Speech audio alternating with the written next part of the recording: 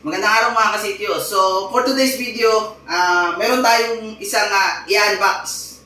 Ayan. So, ito ang Bluetee PV350. Ayan. So, ito mga kasityo ang ating Bluetee na PV350. So, ito mga kasityo ay solar panel na kung saan pwede natin i-charge yung ating power station na Bluetee AC200P. So, ito mga kasityo yung ating power station na AC200P.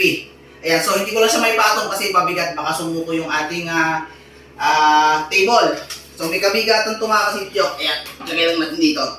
So ito yung ating power station na in-unbox nung nakaraan. Para magagamit natin siya ng maayos, so kailangan din natin mga kasityo ng solar panel. So minsan mawawalan tayo ng kuryente, so hindi rin natin siya ma-charge. So kung ngayon meron tayong solar panel, basta maganda yung panahon, pwede pa rin natin siyang may charge. Ayan, so i-unbox muna natin. Napakaganda talaga mga kasityo kapag ikaw ay may power station tapos sasamahan mo pa ng solar panel. So magagamit nyo rin mga kasityo yung inyong power station kahit walang kuryente. Ayun, may handle pala siya. Ayun. Medyo may kabigatan. Siguro nasa mga 10 kilos din to.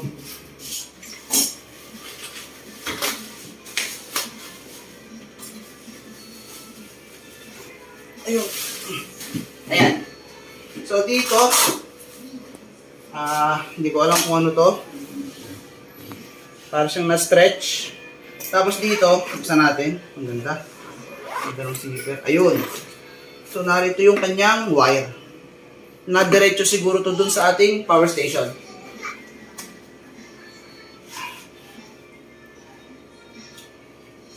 Ayun. Dito siya mabubuksan ganito. Ayun, ito na yung solar panel natin mga kasityo.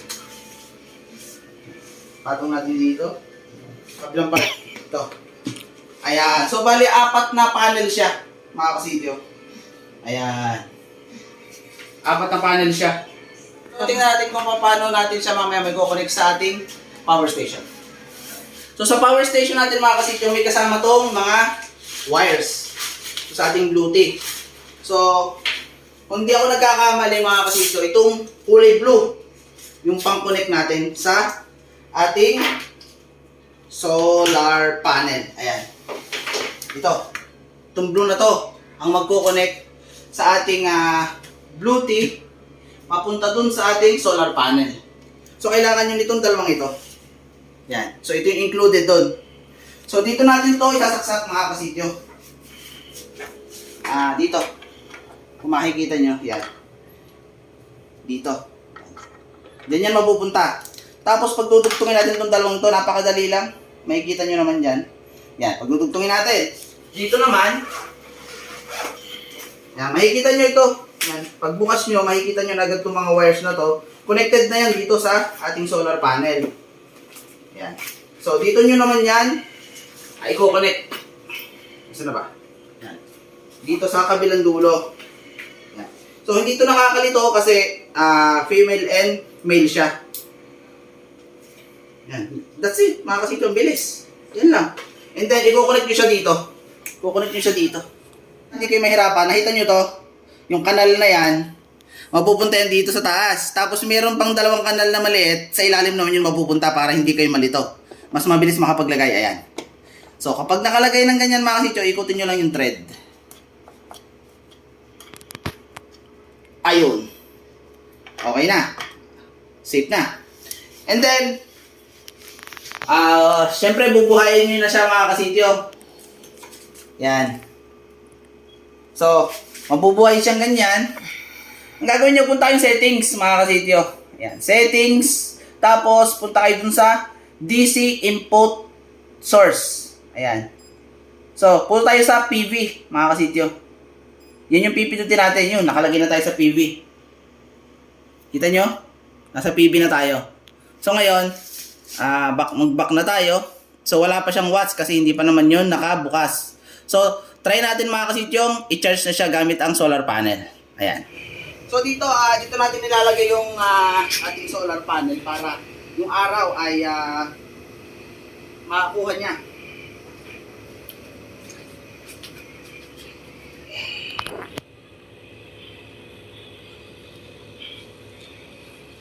So dito mga kasityo, meron tayong stand. Ayan. In case na wala kayong mapapagsandalan, ayan, yan yung stand. So hindi ko siya gagamitin, may mapapagsandalan naman ako dito eh. Ayan. So yung wire niya, naman niya mahaba. Ayan. Okay, so nakaset na yung ating mga solar panel. So dito naman, ito na yung ating wire. Pagdudugtungin na lang natin ganito. Ayun. Okay. So mahaba yung wire niya mga kasityo. So yung wire niya mga kasityo kapag pinagdugtong-dugtong abot siguro mga 5 meters. Ayan. So, try nating buhayin. Ayan, pala. Okay na. Nung pagsaksak ko, okay na. Good to go na siya. Nakakakuha siya ng 4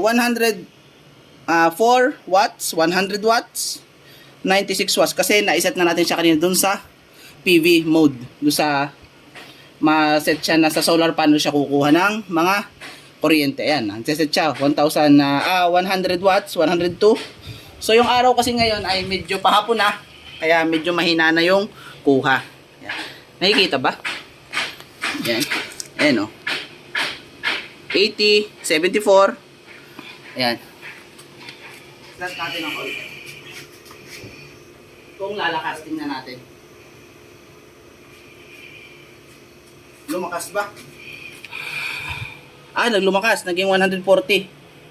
139. So, depende yun sa angle ng solar panel. Kung paano siya makakuha ng kuryente. Yan.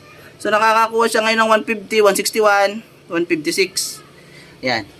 So, alas 2 ng hapon mga kasityo. Ayan.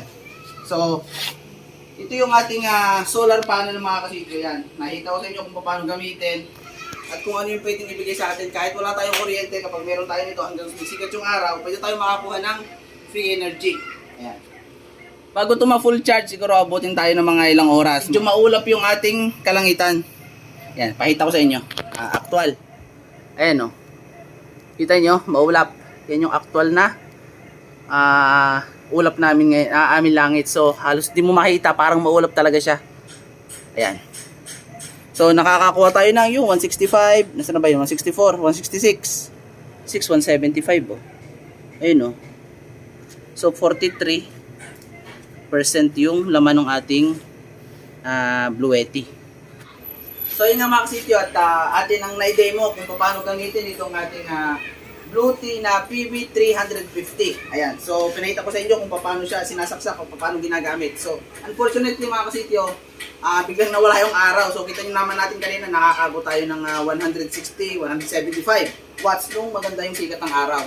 Imagine nyo kung mga party tayo ng 12, yung tirik na tirik yung araw. So, at maliwanag sana kasi napakaulap eh. So, makakakuha tayo siguro kahit mga 200 watts, 250. So, kung 250 mga kasityo sa tingin ko, sa mga 5 oras o 8 oras na charge, siguro mapupuno nyo rin itong inyong power station. Ayan. So hanggang dito na lang mga kasityo yung ating video. I hope meron kayo nakuha ang idea kung di kalaman dito sa ating ginawang video. So yung link dito mga kasityo ay ilalagay ko sa description box. So in case na gusto nyo bumili. So napaka worth it ito mga kasityo, lalo na doon sa mga part na madalas ang brown out. So dito, nagagamit namin ito mga kasityo kapag nawawalan kami ng kuryente. Ayan, lalo na sa aking shop, pag nawawalan ng kuryente, ito yung daladala at ginagamit ko. So hanggang dito lang mga kasityo yung video. Maraming salamat sa panonood at see you sa ating susunod na video. Ingat. God bless.